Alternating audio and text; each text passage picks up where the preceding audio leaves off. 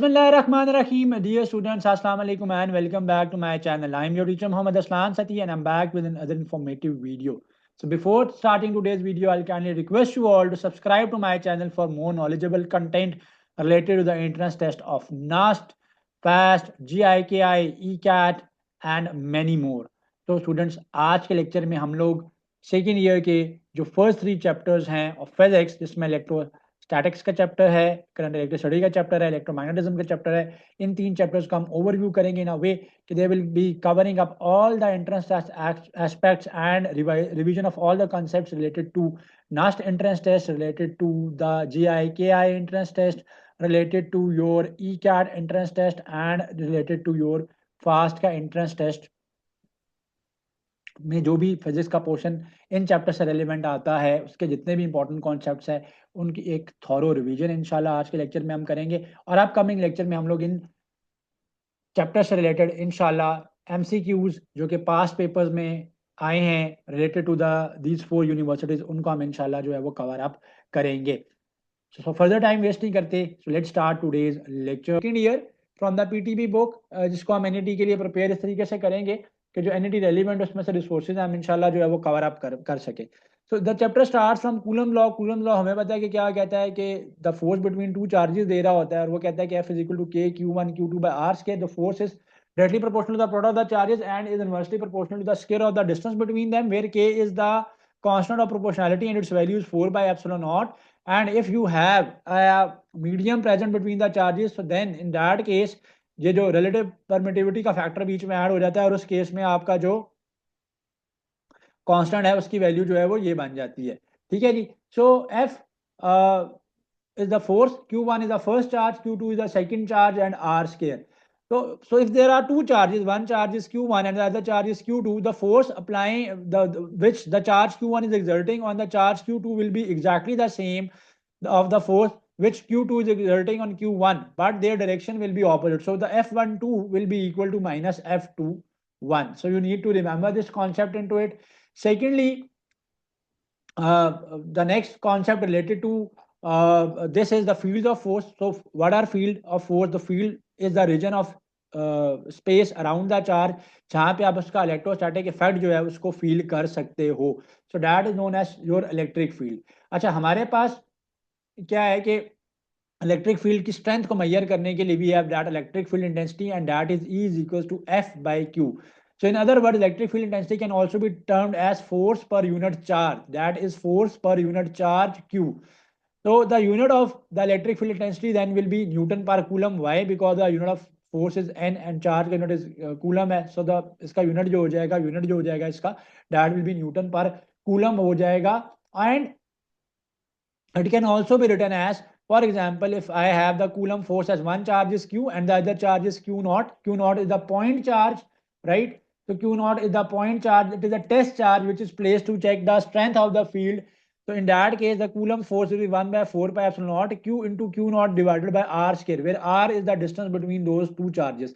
So when I will plug in this whole formula into this one, so I can also write as, क्योंकि E जो है वो E is equal to F by Q naught होती है, force पर unit charge होती है, 1 by 4 pi epsilon naught आ जाएगा, Q नॉट बाय R का स्क्वायर आ जाएगा डिवाइडेड बाय Q नॉट आ जाएगा. Q नॉट को आप Q नॉट के साथ जो है वो कैंसिल कर लोगे और आपकी जो नई इलेक्ट्रिक फील्ड इंटेंसिटी का जो दूसरा फार्मूला बनेगा that can be written as 1 by 4 pi epsilon naught Q by R का स्क्वायर आ जाएगा आपके पास. सो इलेक्ट्रिक फील्ड इंटेंसिटी बताती है कि आपको, it tells you the strength of the field inside a charge. So what are the electric field lines? So electric field lines are imaginary lines, ठीक है, which are drawn to show the strength of the field, ठीक है, and they start from a positive charge and they end towards the negative charge. So for a positive charge they are outward and for a negative charge they are inward. So for a positive charge I am drawing them outward and for the negative charge में इनकी direction जो होती है वो inward होती है. So this is a negative charge. So in the last NET exam जो कि इस ईयर भी जो हमारे इस 2025 के इनटेक NET 1 हुआ है उसके अंदर some of the students had that MCQ in their physics section कि why two electric field lines do not cross each other. So whenever we are drawing electric field lines, we are not drawing them in such a way that two electric field lines intersect each other. So the electric field lines are showing the direction of the force or the electric field present there, right? So if two electric field lines will cross one another or intersect one another, then this will mean that at one point the charge will have more than one direction, which is not true. So this is why we never draw two this is why we draw the electric field lines in such a way that two electric field lines, they never intersect or cross one and other. So electric field lines, they originate from a positive charge and end on a negative charge. Plus you can the tangent of a field line at any point gives us the direction of the electric field at that point. So if I want to find out the electric field direction at this point, so I will draw a tangent at this point. What is a tangent? So tangent is a line which touches a circle only at one point and is perpendicular to the radius of the circle. So if I need to find out the direction at this point, so I will draw a tangent at this point. So आपने अगर electric field की direction निकालनी है तो आप क्या करोगे कि इलेक्ट्रिक फील्ड लाइंस के ऊपर आप एक टेंजेंट ड्रॉ करोगे, you will get the direction of the electric field. ठीक है. So the line are closer where the field is stronger. So another aspect, the lines where the lines are closer near the charge, because when you are near the charge, the field is much stronger. And I have already told you that no two lines cross each other because E has only one direction at any given point. So if the lines will be crossing each other, this means that electric field intensity has more than one direction, which is not possible. There are then different applications of electrostatics. They are used in the xerographic machines. They are used in the inkjet printers. ठीक है, ये use होते हैं. तो next important concept is electric flux. So electric flux is the number of field lines passing through a unit area. So the electric flux is denoted by E dot A. So the dot product of the electric field intensity and the area. So we all know that the dot product of the two vectors is taken as the product of the magnitude of the vectors. So this will be written as E dot A and cos of angle between those two quantities. So EA cos of theta आ जाएगा, where theta is the angle between the electric field intensity and So the electric flux is given as E dot A cos of theta. So whenever the flux is maximum, the flux is maximum when the angle is 0 degree. So when the angle is 0 degree, in the case when the electric field intensity, okay, when the area is perpendicular to the electric field intensity. So I'm drawing this area for you. So this is the area. अब area की direction कैसे आप find out करते हो? Area की direction इस तरह से होती है कि जहाँ पे एरिया होता है आप उसके दरमियान में से एक परपेंडिकुलर लाइन जो है ना बाहर निकालते हो. तो अगर ये एरिया पड़ा हुआ है ना यूं, तो इस एरिया की डायरेक्शन यूं अपवर्ड होगी. So I am drawing the electric field lines in this green color. So these are electric field lines. So when electric field intensity and area are apparently parallel to one another, the angle between them is 90 degrees. So the theta between them is 90 degree आ जाएगा. So this will be EA cos of 90. So cos 90 is 0. So in that case, flux will be 0. So whenever area is held perpendicular to the field lines, you will be having the electric flux in that case as 0. And when the angle between the area and electric field lines are at 90 degree, when they are both placed parallel to one another. So थोड़ा सा इस पे आपने ध्यान करना है कि फिलहाल ये एक दूसरे के पैरेलल पड़े हुए, एरिया ये पड़ा हुआ है नीचे, ठीक है, और इलेक्ट्रिक फील्ड लाइन ये ग्रीन कलर में जो मैंने ड्रॉ की वो आ रही हैं. लेकिन एरिया की डायरेक्शन कैसे आएगी? So will be drawing an arrow, ठीक है, जो कि उस सेंटर ऑफ दैट एरिया से आएगा और अपवर्ड जाता है हमेशा. अगर मेरे पास एरिया यूं पड़ा हुआ है, let me draw it again. So if I have this area like this, so in that case, so this line will represent the direction of that area. So you will draw a line from the center in an upward erected direction that will represent the direction of that area. So the flux in this case will be 0 degree. And जब आप flux निकालोगे EA cos, when they are both perpendicular to one another, so they are both perpendicular. So this is area, these are the electric field lines. तो area की direction in this case ये हो जाएगी. अब area की direction और आपके electric field line in दोनों का जो एंगल है that will be then 0 degree. So cos 0 is 1. In that case E dot A cos of 0 आ जाएगा. cos 0 1 होता है, तो इसके केस में ये मैक्सिमम हो जाएगा. सो जो बच्चे कंफ्यूज हो जाते हैं कि यार जब परपेंडिकुलर है तो cos 90 होना चाहिए. तो cos 90 नहीं है. एरिया की डायरेक्शन कैसे है वो मैंने आपको इसमें से बता दिया फ्लक्स में से. So this was a bit important thing जिसको आपने थोड़ा सा फोकस करना है। अब moving on to the Gauss's law, what Gauss's law states is कि आप किसी भी जगह का, देखो अभी हमने फ्लक्स को रिवाइज किया, हमने कहा कि फ्लक्स क्या है, किसी भी जगह पे ई डॉट ए आप कॉज ऑफ थीटा करते हो फ्लक्स आ जाता है, यानी आप डॉट प्रोडक्ट ले लेते हो इलेक्ट्रिक फील्ड इंटेंसिटी का, इलेक्ट्रिक फील्ड इंटेंसिटी का आपने डॉट प्रोडक्ट ले लेना है with your area and you will get the electric flux, right. So ये आपको क्या कहता है, ये आपको गॉसेस लॉ ये कहता है कि अगर आपने फ्लक्स निकालना है, so there is other way to find out the flux and that is that you multiply the total charge enclosed in a surface or present there with 1 by epsilon naught, you will get the flux there. So this law is known as Gauss's law. So Gauss's law. So there are three relevant cases of Gauss's law applied to three different cases, ठीक है, which are present in this book. So मैं उनको quickly go through कर देता हूँ. So first case is that we have a hollow charge sphere. So we have a charge sphere which is hollow and there are charges distributed on the surface of that sphere. So there are charges present on the surface of that sphere. So in this case, we need to find out the electric field intensity inside this hollow charge sphere. So the from inside that sphere is hollow, there are no charges present inside. So in this situation, what you will have is कि आप इस पे electric flux apply करोगे, sorry Gauss law apply करोगे flux निकालने के लिए। जब अंदर चार्ज ही जीरो है तो इन दिस केस फ्लक्स आपका जीरो हो जाएगा। हम इलेक्ट्रिक फील्ड इंटेंसिटी निकालना चाह रहे हैं, we know that flux can be written as E dot A is equal to zero. So now area can not be zero here, so it means that the electric field intensity inside a hollow charge sphere is zero. So the first case is the electric field intensity inside a hollow charge sphere. So another case which is present in the book and is relevant to the NET is कि आपके पास क्या है कि you have a infinite sheet of charges. So you have an infinite sheet of charges present there, ठीक है, एक infinite sheet है आपके पास, चार्जेस प्रेजेंट है उसके अंदर, आपने वहाँ पे इलेक्ट्रिक फील्ड जो है बतानी है कि इसकी इलेक्ट्रिक फील्ड क्या होगी। So as I have told you कि इलेक्ट्रिक फ्लक्स निकालने के लिए हम क्या करते हैं, गॉस लॉ को यूज़ करते हैं। गॉस लॉ से states that 1/0 times total charge आप कर लो तो आपके पास टोटल फ्लक्स आ जाएगा। अब गॉसेस लॉ ऐसे नहीं होता कि आप किसी ओपन सरफेस पे अप्लाई कर सकते हो। गॉसेस लॉ को अप्लाई करने के लिए first you need to have a close surface कि अच्छा यार इस सरफेस की बात हो रही है और इस सरफेस के अंदर जो है ना हम चार्जेस को कंसिडर कर रहे हैं। सो ये मेरे पास क्या है, इनफाइनाइट शीट ऑफ चार्जेस है, तो चार्जेस इसके ऊपर स्प्रेड हुए हैं, ठीक है। सो मैं सबसे पहले इस पे क्या करूंगा, गॉसियन सरफेस अज्यूम करूंगा। सो गॉसियन सरफेस अज्यूम करने के लिए स्टूडेंट्स मैंने क्या करना है कि एक क्लोज सरफेस होगा जिसके ऊपर मैं गॉसियन लॉ अप्लाई करूंगा। सो क्लोज सरफेस कैसे है कि सिलेंड्रिकल फॉर्म में and that cylinder is passing through on the front face on the front side of this sheet और इसकी बैक साइड से वो पास आउट हो रहा है।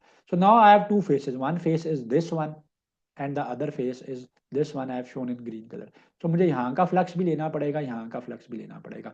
इन शॉर्ट अगर मैं यहाँ पे टोटल फ्लक्स की बात करूँ, सो टोटल फ्लक्स मेरे पास in this case will be for the sheet of infinite charges will be phi is equals to phi 1 plus phi 2. So E dot A plus E dot A will make up 2EA. So the total flux here will be 2EA. But we need to find out the electric field intensity on this infinite sheet of spread of charges. So करूंगा मैं क्या, मैंने Gauss law इस पे apply किया, दो faces आ गए, total flux तो 2EA आ गया। अब गॉस लॉ अप्लाई करने के लिए वो क्या कहता था कि 1/0 को आप टोटल चार्ज से मल्टीप्लाई करा लो, but we don't have an idea कि यहाँ पे टोटल चार्ज प्रेजेंट कितना है। So then we will take the help of the charge density. So charge density क्या चीज़ है, चार्ज डेंसिटी कहती है कि charge per unit area. So charge density is charge divided by charges divided by area. So the charge density, is, so this is charge density, right? So charge density क्या होगी आपके पास, तो charge density है आपके पास charges divided by area। तो charges Q हो जाएंगे, area आपके पास A हो जाएगा और डेंसिटी आ जाएगी आपके पास। तो अगर मैं यहाँ से टोटल चार्ज निकालूंगा तो टोटल चार्ज आएगा density into area. Total charge क्या आएगा मेरे पास, डेंसिटी इंटू एरिया आ जाएगा। अब मैं वैल्यूज को यहाँ पे प्लग इन कर लेता हूँ। सो इसके लिए टोटल फ्लक्स क्या था, E dot two E dot A, because two faces बन रहे थे। 1/epsilon टाइम्स आ गया total charge is charge density into area. So area will get cancel with area. In this case the electric field intensity E will be written as 1/2 times of epsilon naught into charge density and also a unit vector r hat n hat whatsoever आप use करना चाहते हो, क्योंकि electric field intensity is a vector quantity. तो ये case था आपका, Gauss law मैंने अप्लाई किया और इलेक्ट्रिक फील्ड इंटेंसिटी निकाली फॉर इनफाइनाइट शीट और स्प्रेड ऑफ चार्जेस के लिए. Last case for the Gaussian law, which is very important and relevant to NUT, that we have two charge plates, okay, two oppositely charged plates, and we need to find out the electric field intensity between them. So we have two oppositely charged plates. So one plate has a positive charge on it, and the other plate has negative charges on it. So the electric field intensity will be from electric field lines will be drawn from plus to minus. So they will be from plus to minus. So plus से minus electric field lines draw होती हैं. अभी हमने ऊपर बात की थी कि electric field line originate from a positive charge and end at a negative charge. अब मैंने क्या करना है कि मैंने यहाँ पे जो गॉसियन सरफेस अज्यूम करना है वो इन सर्कुलर इन रेक्टेंगुलर मैं एक आप कह सकते हो कि शेप के अंदर जो है मैंने इलेक्ट्रिक फील्ड इंटेंसिटी निकालने के लिए यहाँ पे और गॉसेस लॉ अप्लाई करने जा रहा हूँ मैं. तो गॉसेस लॉ मैंने बताया है कि अप्लाई तब होता है कि जब आपके पास क्लोज सरफेस होगा तो तब ही अप्लाई होता है. तो मैंने इसके सरफेस के ऊपर अप्लाई किया. अब क्या है कि इन दोनों के साथ तो ये इसका एंगल जो है वो 90 डिग्री बन रहा है. ये दोनों फेसेस जीरो हो जाएंगे. अपर फेस जो है वो आउटसाइड द प्लेट्स है तो इसलिए वहां पे जीरो है. तो सिर्फ एक ही प्लेट आपके पास, एक ही फेस आपके पास इस केस में बचेगा. सो फ्लक्स यहाँ पे एक ही फेस पे है तो वो फ्लक्स आ जाएगा E dot A. But problem यहाँ पे भी ये है कि we do not have the total charge. Again charge density come to the rescue. The charge density is charge by area and the total charge will be density into area. So the total charge will be density into area. But यहाँ पे इन तीन faces का जो flux है that is zero, one face का है. So I will be applying the Gaussian law, that is 1 by epsilon naught times the total charge. Total charge की जगह क्या आएगा, density into area आ जाएगा. So I will plug in the value of the charge density into area and the flux here is only EA.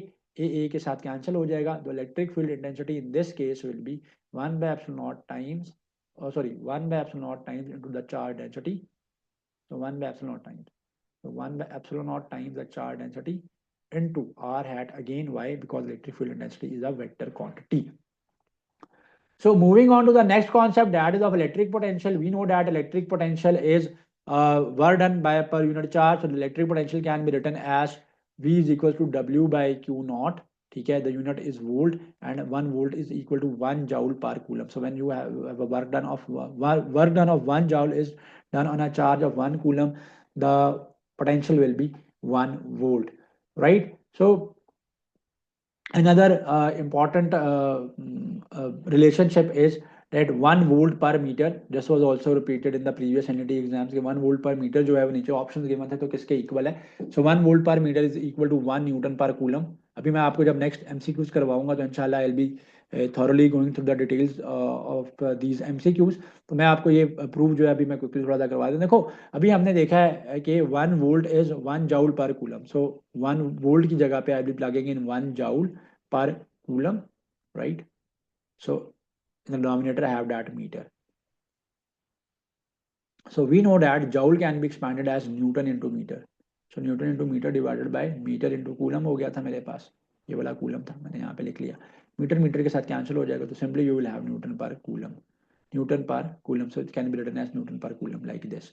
So Newton coulomb raised to the power -1. So electric potential के बाद then we will move up to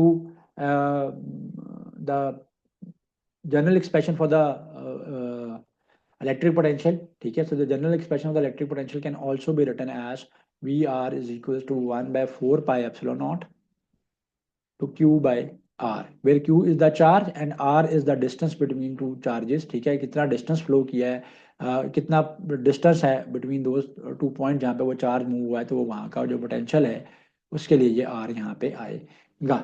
So electron volt, what is electron volt? The electron volt basically is a unit of energy. ठीक है. It's a unit of energy and it can be defined as the amount of energy which is equal to when equal to 1.6 into 10 की power -19 joule. The capacitor is a charge storing device. तो charge अपने ऊपर store करती है. Capacitor का relationship क्या होता है, Q is equal to C into V होता है, where Q is the charge, C is the capacitance and V is the voltage on between those two plates of the capacitor. So C is the capacitance. Okay, the capacitor is basically Q is equal to CV, where Q is the charge, C is the capacitance and V is the voltage between the plates of our capacitor. So capacitance क्या है, charge storing capacity है capacitor की। Capacitance का unit क्या है, farad है। 1 farad की capacitance कब होगी, अगर आप यहाँ से कैपेसिटेंस निकाल दो that is Q by V आ जाएगा। क्यू जो है 1 कूलम है, वोल्ट जो है 1 वोल्ट है। सो 1 फैरेड जो है वो आपका 1 फैरेड की कैपेसिटेंस जब होगी तो आपके 1 फैरेड की कैपेसिटेंस का क्या मतलब है, 1 फैरेड की कैपेसिटेंस का मतलब है कि 1 कूलम का चार्ज और पोटेंशियल डिफरेंस जो है वहाँ पे आपके पास 1 वोल्ट का होगा। तो आप कहोगे कि ये 1 फैरेड की कैपेसिटेंस है। ठीक है। सो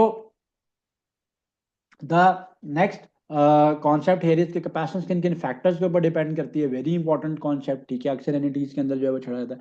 सो capacitance depends upon the area of the plates of the capacitor, the medium between the capacitor, so in some time that is epsilon naught and epsilon R, this is relative permittivity divided by the distance between the plates of the capacitor. So the capacitance depends upon four things, in fact three things, which is the area of the plates, the distance between the plates and the medium between the capacitor. So I'm not going into the detail क्योंकि हमने concept को इस तरीके से revise करना है कि हम उसको एनईटी के लिए जो है वो शॉर्टकट या शॉर्ट करके उसके हम उसके कॉन्सेप्ट्स को जो है वो देख सकें। अच्छा, so last but not the least is the energy stored on the capacitor, and the equation for the energy stored on the capacitor is given by energy on a capacitor is 1 by 2 CV square. So this is the equation for the energy stored on a capacitor. So this is energy is 1 by 2 CV square, and the time constant is represented by tau is equal to R into C. So the time constant is the product of the resistance and capacitance in a circuit. And in one time constant, that capacitor charges 63% of its value. ठीक है, सो capacitor fully charge नहीं होता है एक time constant में। For example मेरे पास एक circuit है, वहाँ पे मैंने 1 किलो ओम की रेजिस्टेंस लगाई हुई है और मैंने वहाँ पे लेट से 1 माइक्रो फैरेड का कैपेसिटर लगाया हुआ था। So the result will be 1 millisecond. इसका मतलब ये नहीं है कि this capacitor will take 1 millisecond to charge. In fact, in this time interval, in this time constant, it will only get 63% of its full capacity. ठीक है, so it will charge to up to 63% of its full capacity. फिर remaining का 63% होगा, फिर in the next time period उसके remaining का 63% होगा, and so on. And a capacitor on average takes 5 time constants to completely to get completely charged. The temperature coefficient of resistance. ठीक है, this is the temperature coefficient of resistance है आपके पास, it's the temperature coefficient of resistance है। ठीक है, फिर you need not to remember those का अदर कोड्स आगे आ जाते हैं। पोटेंशियोमीटर आपको पता होना चाहिए कि क्या चीज़ है। तो पोटेंशियोमीटर या रियोस्टाट इज अ वेरिएबल रेजिस्टेंस, ठीक है, जिसको आप जब रोटेट करते हो तो बेसिकली हमने अभी देखा है ना कि resistance and length are proportional to one another. So it's a device, rheostat हो गया आपके पास या पोटेंशियोमीटर हो गया आपके पास, दे आर डिवाइसेस। ठीक है, इवन ये आपके फैंस के साथ अटैच यही होता है, जो हमारे सर्किट बोर्ड्स लगे होते हैं घरों में, उसमें ये पोटेंशियोमीटर ही होता है। हम क्या करते हैं कि उसको रोटेट करते हैं, उसके रेजिस्टेंस को ज़्यादा करते हैं। तो जब रेजिस्टेंस ज़्यादा होती है, flow of current to that motor of the fan is reduced. As a result आपके पास क्या हो जाता है कि करंट जब उसको कम मिलता है तो मोटर की स्पीड लेस हो जाती है, फैन आपका स्लो डाउन हो जाता है। So rheostat and potentiometers are variable resistances.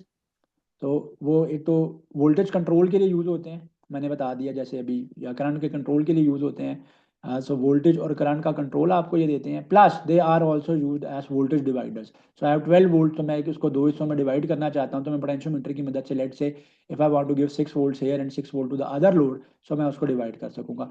So they can use to limit the potential and current as well. The rheostat और potentiometer is also use as a voltage divider, that is also used as a voltage divider। तो ये electrical power dissipation जो resistances के अंदर है, मैंने आपको heat की फॉर्म में तो बता दी। जॉल्स लॉ उसको रिप्रेजेंट करता है, H is equal to I square R T. Electrical power को जो है जो फॉर्मूला होता है that is P is equal to V cross I, which can also be written as I square R and it can also be written as V square by R. How, अगर आप Ohm's law की जगह पे यहाँ पे I R put कर दोगे तो this will be I square R, और अगर आप आई की जगह पे V by R again Ohm's law से प्लग इन कर दोगे तो थर्ड फॉर्मूला आपके पास V स्क्वायर बाय आर बन जाएगा। इलेक्ट्रोमोटिव फोर्स क्या है, जब एक बैटरी जो है वो आप किसी या कोई सोर्स ऑफ इलेक्ट्रिक एनर्जी जो है वो कनेक्ट करते हो in a circuit to maintain a steady flow of current, तो वो क्या करता है कि ईएमएफ जो है is the source and it is defined as the energy supplying cell in that circuit और बैटरी। सो ईएमएफ का क्या मतलब है, इलेक्ट्रोमोटिव फोर्स है। जब एक चार्ज मूव करेगा तो कितनी उसके ऊपर फोर्स एग्जर्ट होती है, कितना वर्क डन पर यूनिट चार्ज होता है, तो आप इसको इलेक्ट्रोमोटिव फोर्स कहते हो। सो इलेक्ट्रोमोटिव फोर्स आपका हो गया या पोटेंशियल डिफरेंस हो गया आपका, they are the same concept, voltage even is the same concept. Moving on to the next important concept relevant to this chapter for NET exams is कि आपके पास किरचॉफ्स के वोल्टेज एंड करंट रूल्स हैं। सो Kirchhoff's का voltage rule आपको क्या कहता है? वो कहता है कि sum of all the voltages inside a closed loop or a circuit will be equal to zero. So that law is known as KVL, and KCL states that all the currents approaching to a node, their sum is equal to zero. So the currents which are approaching the node will be taken as, for example, as positive, and we will take the currents which are moving away from the node. So this is the node, ठीक है, it's a connection of wires, ठीक है, the intersecting point of the wires is called the node. तो उसको अगर मैं negative लेता हूँ, so this current is I1, this current is I2. So I1 and I2 both are approaching the node, so they will be taken as I1 plus I2, and I3 and I4, they are moving away from the node, so I'm marking them as minus I3 minus I4 is equals to 0. So now what is KVL? I1 plus I2 minus I3 I4 हो जाएगा। KVL क्या कहता है आपको? KVL कहता है कि अगर आपके पास एक क्लोज सर्किट है तो उसमें जो सम ऑफ वोल्टेजेस है वो आप जीरो लोगे। अच्छा, द चॉइस रोल कि आप इस लूप को क्लॉकवाइज ट्रीट करते हो या एंटी क्लॉकवाइज ट्रीट करते आ रहे हो। सो मैं इसको क्लॉकवाइज ले लेता हूँ। This is the resistance R1, this is the resistance R2, and I name the current as I which is moving through this loop, and this is the voltage. तो minus से मैं प्लस पे गया हूँ, when I will move from minus to plus, तो I will write as plus V या plus E. Resistances की voltage को आप चाहे क्लॉक वाइज चलो चाहे एंटी क्लॉक वाइज चलो, हमेशा आप माइनस लेते हो। So this will be minus IR1 and minus IR2 is equal to minus IR2 is equal to zero आ जाएगा आपके पास, ठीक है। So the sum of the voltages will be equal to zero. So this is the KVL and KCL laws, very important, very relevant to the NADs. So moving on to the next chapter. So we know that the current and electricity are very closely related to electromagnetism. A change in current will produce or will impart magnetic properties inside a circuit or a current carrying conductor. So एक rule आपने याद रखना है before I start this chapter, that a change in electric field will create a magnetic field, and a change in magnetic field will create an electric field. So a changing electric field produce करेगी magnetic field को, और एक changing magnetic field produce करेगी electric field को, ठीक है जी। सो ये concept का यहाँ से हम स्टार्ट लेते हैं। सो करंट जब भी किसी कंडक्टर के अंदर उसकी वैल्यू चेंज होगी, इंक्रीज या डिक्रीज होगा, तो वो क्या करेगा, वो वहाँ पे मैग्नेटिक प्रॉपर्टी जो है वो इम्पार्ट करेगा। So if a conductor is place inside a magnetic field, और आप क्या करते हो कि उस कंडक्टर में से करंट की वैल्यू को चेंज करते हो, तो इसका मतलब है करंट के अंदर भी मैग्नेटिक फील्ड चेंज हो रही है। और इन दिस सिचुएशन क्या होगा कि both these fields will exert force on one another. So that force is represented as the force on a current carrying conductor which is placed inside a magnetic field, that is represented by F is equals to I into L into B into sine of angle between those fields. So I is the current, L is the conductor की जो length है, B आपकी जो है magnetic field है, alpha उनके बीच का angle आ जाएगा आपके पास, ठीक है। सो इसकी जो ये जो आपके पास फोर्स है, that is on a current carrying conductor या current carrying conductor which is placed inside a magnetic field. So current carrying conductor की जब वैल्यू ऑफ करंट चेंज होगी, एक मैग्नेटिक फील्ड उसमें इम्पार्ट होगी, एक मैग्नेटिक फील्ड के अंदर ऑलरेडी वो पड़ा हुआ है, ठीक है। तो आपके पास क्या होगा कि दोनों मैग्नेटिक फील्ड एक दूसरे के ऊपर फोर्स एक्सर्ट करेंगी, और net force is represented by this. So this can also be represented as F into L cross B, क्योंकि क्रॉस पढ़ना है, this is why the sine of angle between them is taken as. So magnetic field को जो है वो आप B से represent करते हो। इलेक्ट्रिक फील्ड को मैंने अभी आज जो पिछले चैप्टर्स में रिवाइज करवाया आपको इलेक्ट्रोस्टैटिक्स के चैप्टर में, इलेक्ट्रिसिटी में, उसको आप ई से रिप्रेजेंट करते हो। सो वन टेस्ला की मैग्नेटिक फील्ड कब होती है? अगर आप इसी से डेरिवेशन एक छोटी सी है, मैं आपको बल्कि यहीं पे बता देता हूँ। अगर मैं बी को लिखता हूँ तो I can write B as F by I into L. So F का यूनिट जो है वो न्यूटन है, आई का यूनिट जो है वो एम्पेयर है, एंड लेंथ का यूनिट जो है वो मीटर है। अगर मेरे पास 1 न्यूटन पर एम्पेयर पर मीटर की जो है वो मैग्नेटिक फील्ड होगी, so this magnetic field is known as Tesla. So the unit for the magnetic field is Tesla, named after the famous scientist Nikola Tesla. Magnetic flux क्या है? Again the number of magnetic field lines passing through area. Similarly जैसे electric flux जो था वो क्या था आपका? Number of electric field lines passing through an area था। तो electric flux was given as E dot A, so the magnetic flux will be given as B dot A. Again, these are the dot product. So both are dot product. It can be written as EA cos of theta. And this is written as BA cos of theta. Same rules applies on the magnetic flux जो कि electric flux के मैंने already जो है ना वो आपको revise करवाए हैं। अच्छा अभी देखो हमने मैग्नेटिक फील्ड का यूनिट क्या निकाला था? टेस्ला निकाला था, and that is 1 newton ampere पर मीटर। एरिया का यूनिट क्या होता है? मीटर स्क्वायर हो जाता है। So metre square into metre will be 1 newton metre per ampere. So 1 newton metre per ampere, this is the unit of the magnetic flux, and this unit is called Weber. So Weber is the unit of magnetic flux. So I'm mentioning it with B. The unit of magnetic flux is Weber, and 1 Weber is 1 Newton meter per ampere, whereas Tesla is 1 Newton per ampere per meter. So you must know the difference between both of them. They are a bit similar to one another. अगर इसका concept आ जाएगा आपके पास तो it can create confusion among the students during the exam. तो NET के अंदर units उनके होते हैं, समटाइम्स उनकी वैल्यूज को ओपन करके एक्सपैंड करके मेंशन किया होता है टू क्रिएट कंफ्यूजन। तो इस तरीके की चीज होगी। Now moving on to the very important Ampere's law. देखो जैसे आपके पास इलेक्ट्रोस्टैटिक्स में आपके पास जो है ना गॉसेस लॉ है, और गॉसेस लॉ क्या कहता था कि टोटल फ्लक्स जो है कहीं पे भी वो डैट इज इक्वल टू आपका जो one by the product of the one by epsilon not into the total charge है। तो आपका जो एम्पियर्स लॉ है वो ये स्टेट करता है कि किसी भी जगह पे आप टोटल अमाउंट ऑफ करंट जो निकालना चाहते हो ना, so that is equal to the mu naught times the total current. What is equal to the mu naught times the total current? The product of the magnetic field and the length of the conductor. So the magnetic field and the length of the conductor is equal to mu naught I. This is known as Ampere's law, where जैसे आपके पास epsilon naught एक constant है, इसी तरीके से mu naught आपके पास वो परमिटिविटी है, तो ये आपके पास परमेबिलिटी कहलाता है। सो दिस इज परमेबिलिटी, और इसकी जो वैल्यू है, ठीक है, epsilon not is permittivity, that is permittivity, and this is permeability. So permittivity की वैल्यू क्या थी? 8.85 10 की पावर -12 न्यूटन मीटर स्क्वायर पर कूलम। और जो परमेबिलिटी है इसकी जो वैल्यू है वो आपके पास होती है 4 pi 10 minus raise to power -7 weber per ampere पर मीटर। सो दोनों कॉन्स्टेंट्स का आपको फर्क पता होना चाहिए। This is Ampere's law. So Ampere's law में आपके पास क्या है कि the product of the magnetic field and the length of the conductor is equal to the mu naught times of the current. तो सिमिलर है कैसे आपके पास ये गॉसेस लॉ से वो कहता था कि फ्लक्स जो है, जो इलेक्ट्रिक फ्लक्स है वो 1/एप्सिलॉन नॉट, वहाँ पे कांस्टेंट 1/एप्सिलॉन नॉट था और टोटल चार्ज था। यहाँ पे कांस्टेंट परमेबिलिटी है और प्रोडक्ट लिया जा रहा है उसका करंट के साथ। So the electric field due to a current carrying conductor can also be represented ऐसे। तो मैंने ऊपर आपको फ्लक्स के अंदर उसको बताया कि किस तरह से रिप्रेजेंट होती है, but it can also be represented as the magnetic field as mu naught N into I, N into I आ जाएगा आपके पास। अच्छा, there is a difference between small N and capital N.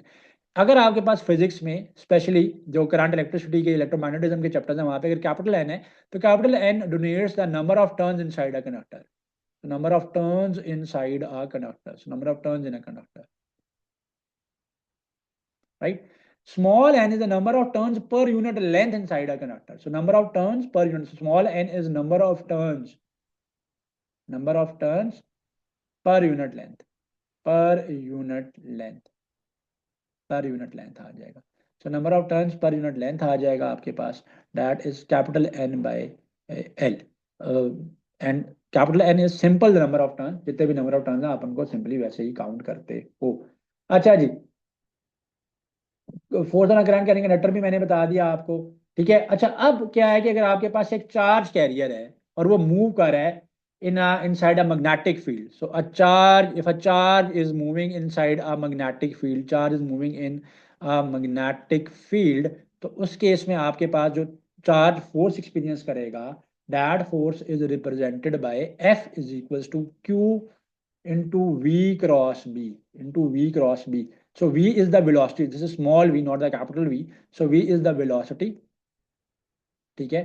B is the magnetic field, B आपके पास magnetic field है, Q आपके पास जो है वो चार्ज है। So Q is the charge. So if a charge is moving through a magnetic field, so the force experienced by it is given by F is equal to QV cross B या QV sin of theta आ जाएगा.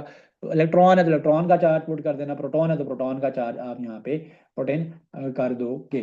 ठीक है जी. अच्छा, अब जब charge particle move करते हैं इन a reason जहाँ पे इलेक्ट्रिक और मैग्नेटिक फील्ड दोनों हैं, तो वहां पे जो टोटल फोर्स वो एक्सपीरियंस करेगा, that will be the sum of the electric field electric force sorry plus the sum of the force, ठीक है, which is due to the magnetic field. So the force experienced due to the presence of the electric field, and this is the force experienced by a moving charge in a region where there are both electric and magnetic fields are present. तो क्या है कि it will be written as Q into E plus Q V cross B. देखो, जब भी charge move करेगा तो उसकी इलेक्ट्रिक फील्ड होगी, और अगर मैग्नेटिक फील्ड में मूव करेगा तो force experience by charge inside a magnetic field is Q V cross B, which is this. And आपकी जो इलेक्ट्रिक फील्ड इंटेंसिटी थी वो that was E is equal to F into Q, वहां से मैंने F निकाल लिया, Q इंटू ई. तो this will be Q into E आ जाएगा. तो ये जो है आपके पास Q इंटू ई है, and this is Q V cross B है. Okay, जी. So moving on to the next relevant concept related to current electromagnetism as the torque on a current carrying coil. So the torque on a current carrying coil finds application in devices such as the galvanometer or inside the ohm meter etc. So galvanometer ही खैर उसी से ohm meter या potentiometer जो है बनाया जाता है उसमें modifications करके. So the torque on a current carrying conductor, ठीक है, on a current carrying coil is, क्योंकि वो टॉर्क अगर वो रोटेट करेगा तो वो जो टॉर्क एक्सपीरियंस करता है that is I B cos of theta. So that depends upon the value of current, the amount of magnetic field. अगर एक मैग्नेटिक फील्ड है उसके अंदर मेरे पास एक करंट कैरिंग कंडक्टर पड़ा हुआ है, वो कोई जो टॉर्क एक्सपीरियंस करेगा to the flow of that current, कोई रोटेशनल मोशन एक्सपीरियंस करेगा, that will be I B A cos of theta. ठीक है. So this will be I B A cos of theta. Galvanometer क्या, galvanometer is used to detect the presence of a current. Galvanometer को आप voltmeter कैसे बनाओगे, by connecting a high value resistance in series with the galvanometer. तो galvanometer के साथ जब आप सीरीज में हाई वैल्यू रेजिस्टेंस लगा दोगे ना, ठीक है, so this whole assembly will become a potentiometer. ठीक है, या वोल्ट मीटर आप सॉरी पोटेंशियोमीटर कहेंगे उसको, वोल्ट मीटर कहेंगे आप इसको, पोटेंशियोमीटर तो वेरिएबल रेजिस्टेंस होती है, तो वोल्ट मीटर आप इसको कहेंगे. और वोल्टेज चूंकि पैरेलल में सेम रहती है, so this is connected in parallel to the circuit to check out the voltage की वैल्यू. ठीक है.